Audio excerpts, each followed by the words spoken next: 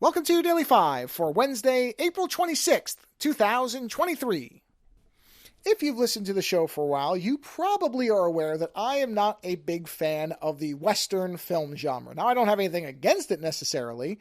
I don't hate Westerns or anything like that, but I generally don't end up rewatching or even watching very many of them. I mean, there's some of the classics, of course, are great, and some of the ones that even people consider classics I've watched once, been like, okay, that's a pretty good movie, but never went back to again. So it's not really a genre that normally when I see something being posted about it or being, it's on a service or whatever, I don't normally give it a second look. But it so happened that on the Criterion Channel's Twitter account, which I follow, they noted that they added a Western from 1966 called The Shooting. And a number of the descriptors they used for the movie got me interested because they called it a weird Western. They said it was an existential Western, that it was Kafkaesque, that it had a provocative ending. And I thought, okay, this sounds like it's a little off the beaten path. So I am interested because something that's offbeat and weird will trump my disinterest in the genre anytime, because offbeat and weird is a genre I'm always interested in, no matter what example of film it is. So I thought, okay, and it was short, not even 90 minutes. I believe it's 80-something minutes long, which again, for Westerns, and paradoxically, the Westerns I like the best are the ones that are generally 3 or more hours long. But I thought, okay, this is a quick movie. So even if I don't particularly love it, it's not going to seem, well, hopefully it wouldn't seem that long. I should never say that any movie won't seem that long until I've watched it, because movies, even films that would be considered short films, can seem interminable when they're not made well. But I was betting that based on the fact that it was on the Criterion Channel, which generally, even if they have movies I don't necessarily like, they're usually at least interesting. So I figured, okay, let me give this thing a shot, because I don't normally watch movies like this, and it's good to stretch yourself just a bit here and there. So I started watching the movie, and I could immediately see that it was going to be something that I would not have a problem sticking with the whole way through, because it definitely did have a very different feeling than what I typically associate with a Western. There were just things about it right away that felt like, well, I mean, don't get me wrong, it is absolutely recognizable as a Western in the general sense.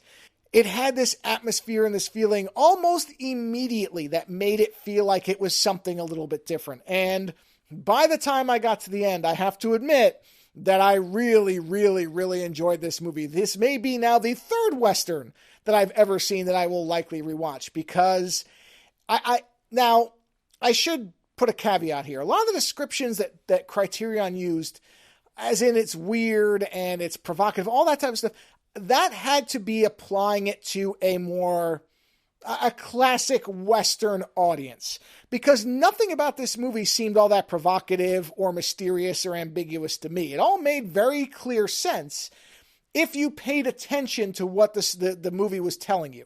Now, I have to admit, I turned the subtitles on because the audio wasn't particularly good, so maybe some people who are, I guess, confused by the movie maybe didn't understand what was being said. That's possible.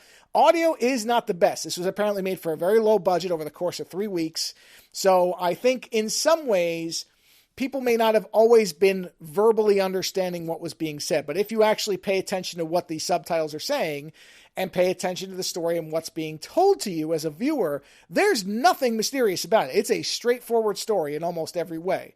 Although a number of people have said it also functions very well as an allegory. And I can see that as well. So if you want to imbue it with a more kind of layered and thematic, secondary effect, you can certainly do that, as you can probably do with almost any movie. But the basic story, as it is described in the movie, is straightforward. About the only part that may be a little bit jarring for people is, apparently, and this is pretty clear when you watch the movie, there was an intro that is cut. So you start the movie a little ways into something already happening. Now, it doesn't really have any impact on much of anything outside of maybe making a couple elements more mysterious for a little longer, but it's not something where it sticks out as something that wrecks the movie in any way. But it is clear that there was a jump, that there was originally a little bit more that we didn't see in the opening. But outside of that, and I wouldn't even call that a defect, I think it actually helps the movie.